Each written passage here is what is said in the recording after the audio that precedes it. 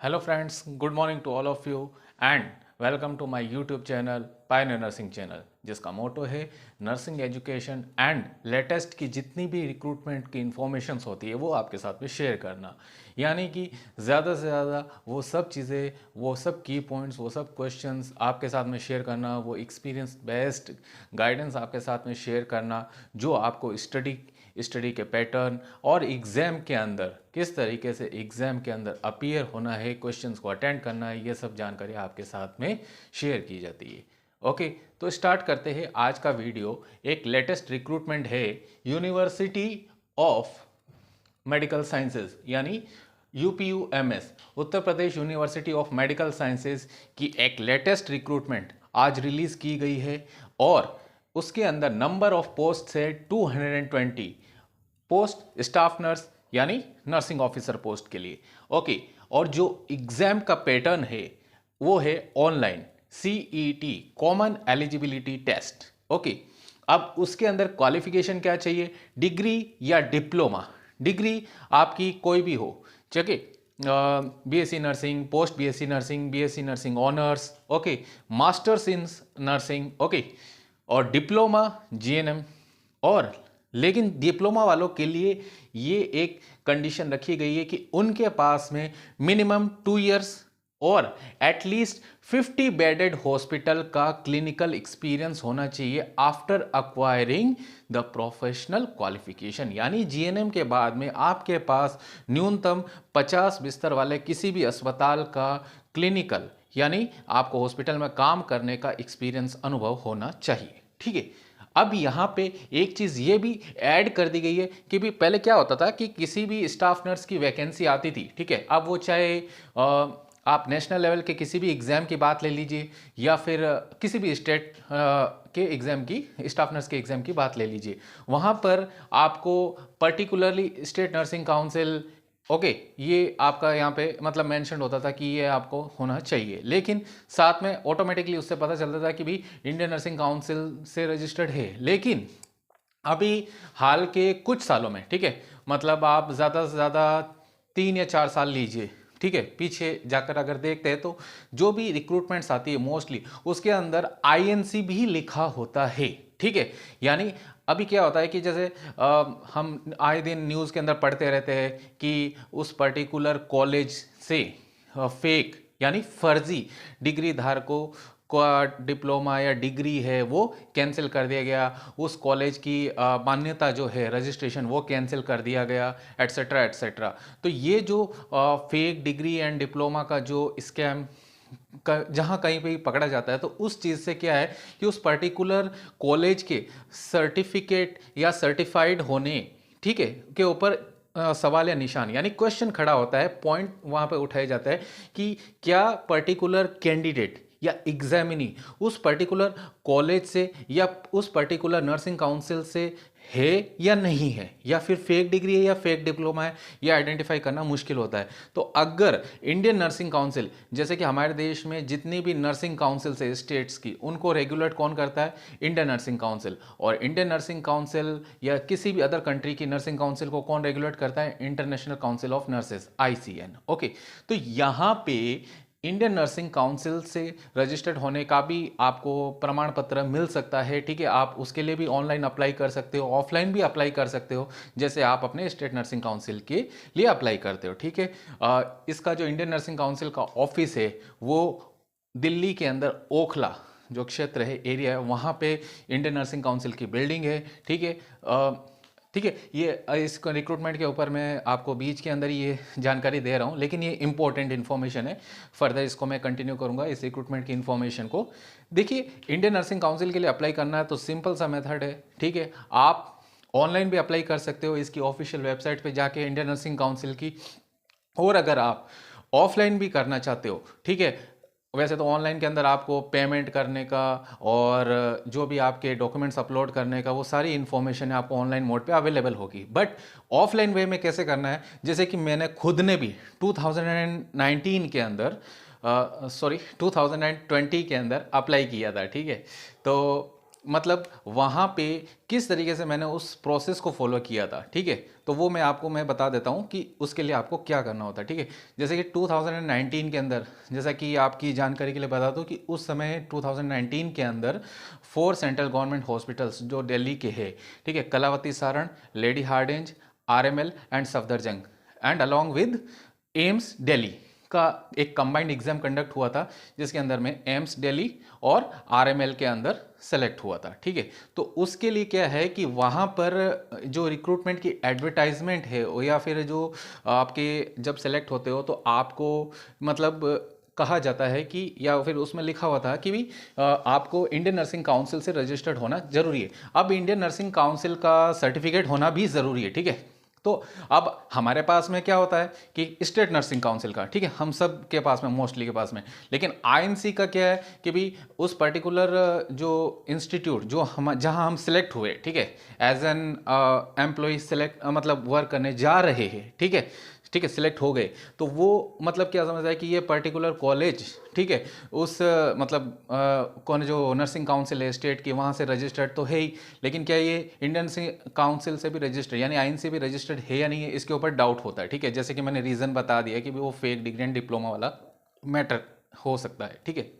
तो अब यहाँ पे, ठीक है, उन्होंने आईएनसी का भी एक अलग से सर्टिफाइजेशन या सर्टिफिकेट जो है आपका मांगना शुरू कर दिया, ठीक है। अब सर्टिफिकेट, अब कई लोगों को ये पता होता है कि भी हाँ सर्टिफिकेट तो के लेटर ऑन हम जमा करा देंगे, सबमिट करा देंगे, तो उसके लिए अंडरटेकिंग भी ली जाती है, ठीक है, आजकल, ठीक है, भी अंडरटेकिंग हम लेटर ऑन अंडरटेकिंग लिख के दे देते हैं कि जमा करा देंगे, ठीक है। लेकिन क्या होता है कि ऑफलाइन मोड के अंदर अप्लाई करने के लिए सिंपल सा मेथड है, सिंपल सा वे है, आपको उस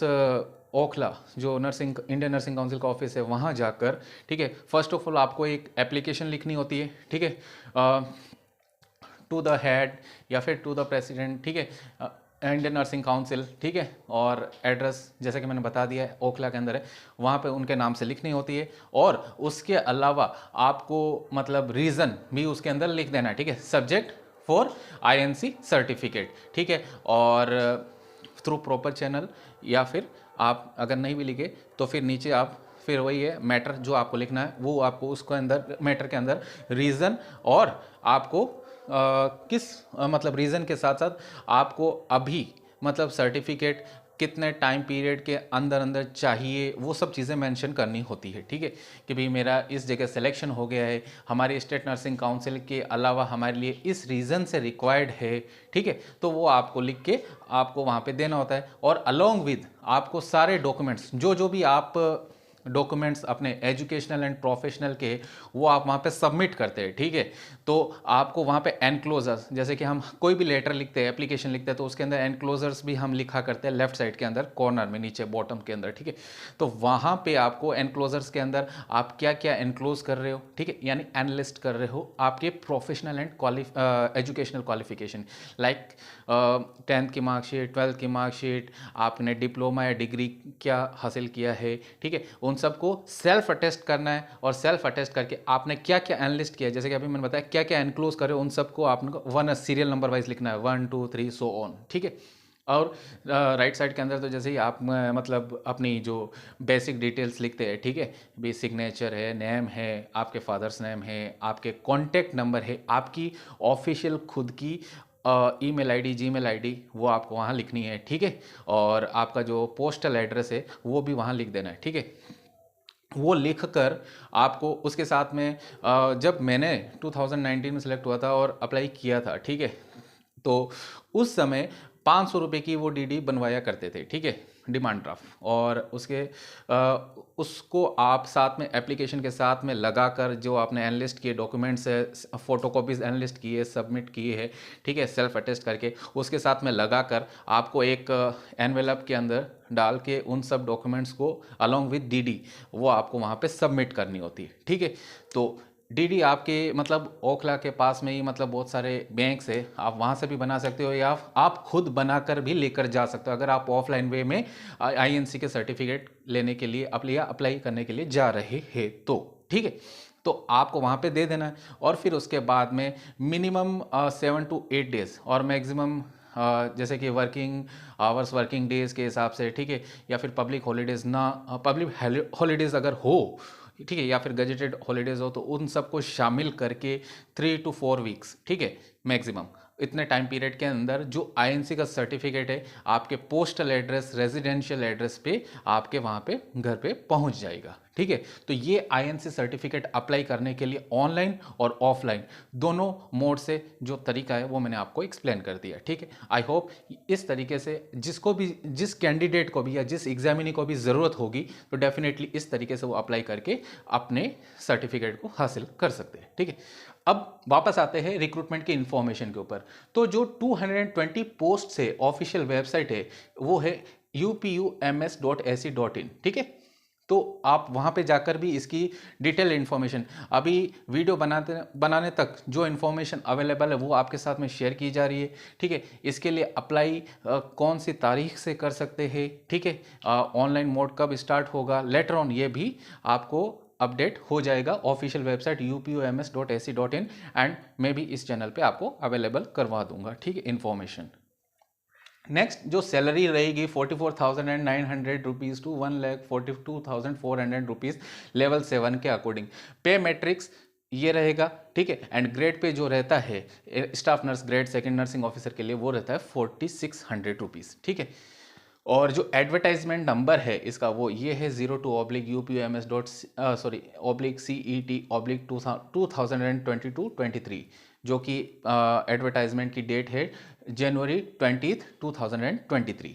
अब यहाँ पे एक जैसे कि मैं हमेशा कुछ करंट अफेयर्स या कुछ जीके से रिलेटेड क्वेश्चन हमेशा आपके साथ शेयर करता हूँ। एक क्वेश्चन यहाँ पे मैं आपके साथ शेयर कर देता हूँ एंड मान के चलिए ये ऐसे ही कुछ की पॉइंट्स, एक यूनिक क्वेश्चंस होते हैं जो आपको कहीं ना कहीं किसी न किसी कॉम्पिटिटिव एग्जाम में पूछे जाते हैं। और डेफिनेटली ये वो क्वेश्चन होता है कि अगर किसी भी कैंडिडेट को एट द टाइम अगर याद आ गया तो डेफिनेटली वो 1 मार्क का हकदार होता है और वो उन सभी कैंडिडेट से आगे हो जाता है जो उस समय उनके दिमाग में मतलब उस क्वेश्चन का आंसर नहीं आ रहा हो। ठीक है, यहाँ पे ये ध्यान रखने वाली बात है, ये जो होते हैं ये एक्स फैक्टर वाले क्वेश्चंस होते हैं। ठीक है, मतलब अगर आप डेली करंट अफेयर्स जीके से रिलेटेड स्टडी करते हैं फ्री टाइम के अंदर, फ्री टाइम्स मींस आप यूजुअली जो नर्सिंग की प्रिपरेशन करते हो उसके अलावा जो अगर आप टाइम मिलता है आधा घंटा 1 घंटा, ठीक है, current affairs, GK, reasoning, maths, English, Hindi, computer, क्योंकि आजकल इन सभी सब्जेक्ट से 1-2 मिनिमम और मैक्सिमम, ठीक है, 10-20 क्वेश्चन पूछे जाते हैं। ठीक है, एक्स्ट्रा, जैसे कि हमारे नॉट सेट का भी पैटर्न है 180 questions nursing and 20 questions other. ठीक है, जो एप्टीट्यूड के अंदर हम पढ़ते हैं। ठीक है, ऑनलाइन मोड के अंदर जब हम एग्जाम देते हैं नॉट सेट का, ठीक है, या फिर कोई भी आप एग्जाम ले लो, आरआरबी का भी ले दो तो 100 क्वेश्चंस वो रहते हैं नर्सिंग के। 100 क्वेश्चंस के अंदर 80 क्वेश्चंस रहते हैं नर्सिंग के एंड 20 क्वेश्चंस रहते हैं अदर एप्टीट्यूड के। हाँ, तो ये जो की पॉइंट है वो ये है कि जो ये रुपी का सिंबल है, ठीक है, आप जो देख सकते हो मैं इंडिकेट कर रहा हूं, ये रुपी का सिंबल है, किसने डिजाइन किया था। तो नाम अगर पर्टिकुलर पूछ ले तो वो नाम है डी उदय कुमार, एक इंडियन एकेडमिक और स्कॉलर है। ठीक है, उन्होंने ये डिजाइन किया था, ये डिस्टिंक्ट, एक विशेष, एक यूनिक सिंबल हमारे इंडियन रुपी का जो 2010 में उन्होंने डिजाइन किया था, जो कि ये है। और ये डिराइव हुआ है हमारे जैसा कि हम हिंदी में पढ़ते लिखते सुनते हैं क्या, मतलब जो भी हमारा जो ग्रामर है वो किस लिपि के अंदर है, वो देवनागरी लिपि के अंदर है। ठीक है, और देवनागरी का ये वर्ण है र। ठीक है, जिसे हम हिंदी में व्यंजन बोलते हैं। ठीक है, कॉन्सोनेंट। ठीक है, और इंग्लिश का जो लेटर है, इंग्लिश के जो अल्फाबेट है आर, ठीक है, उस अल्फाबेट आर और जो वर्ण या व्यंजन जो है र के कॉम्बिनेशन से डिराइव हुआ ये सिंबल रूपी का। ठीक है, तो आपको अगर सिंबल का किस ईयर के अंदर इस्टेब्लिश हुआ, डिजाइन हुआ और अप्लाई करना स्टार्ट हुआ,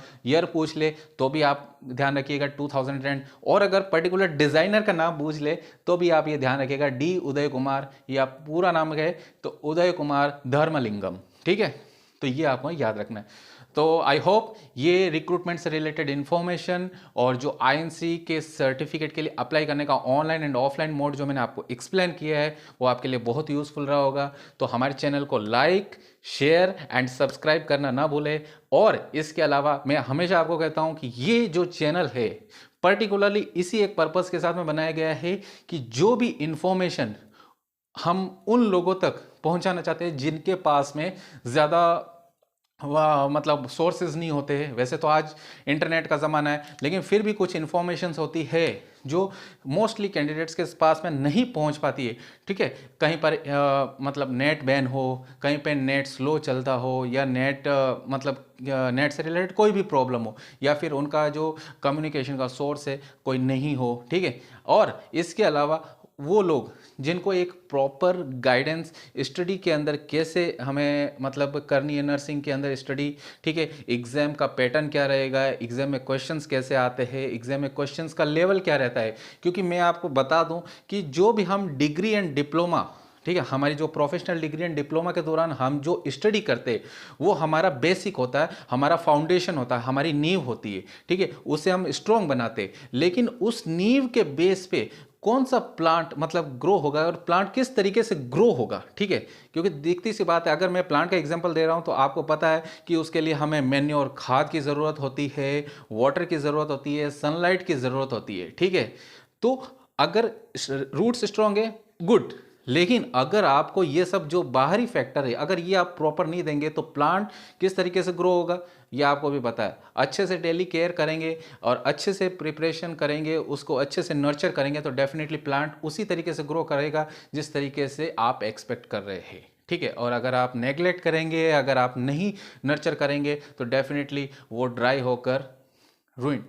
नष्ट हो जाएगा। ठीक है, तो कहने का तात्पर्य ये है कि हमारे बेसिक्स को स्ट्रॉन्ग करने का जो कंसेप्ट है उसके बाद में हम अपनी प्रिपरेशन कैसे करते हैं, ठीक है, हमारे क्वेश्चंस कैसे अटेंड करते हैं, हम स्टडी कैसे करते हैं, प्रोफेशनल क्वालिफिकेशन गेन करने के बाद में, एक्वायर करने के बाद में, वो हमारे स्टडी करने के पैटर्न और स्टडी करने के वे के ऊपर डिपेंड करता है। और जो हमारा जो बेसिक होता है उससे थोड़ा सा क्या काफ़ी ज़्यादा अल्टर होता है और काफ़ी ज़्यादा अलग होता है। ठीक है, हमारा जो प्रिपरेशन का जो तरीका होता है, हमारे कंपटीशन एग्जाम्स अटेंड करने का तरीका होता है। क्योंकि जब आप कंपटीशन एग्जाम अटेंड करते हैं तो कंपटीशन एग्जाम में जो क्वेश्चंस पूछे जाते हैं ये वही क्वेश्चन होते हैं जो आपने पढ़े हैं, लेकिन वो उससे थोड़ा अलग तरीके से मॉडिफाई करके डिराइव करके उसके अंदर जाके मतलब डेप्थ, आपके कोर्स की डेप्थ में जाकर पूछे जाने वाले क्वेश्चंस होते हैं जो कि आपने पढ़े होते हैं, लेकिन आपको उन्हें समझने की ज़रूरत होती है। उस एग्जाम के अंदर अपीयर होने के दौरान उसको गेन करने के, उस पॉइंट को कैच करने की ज़रूरत होती है।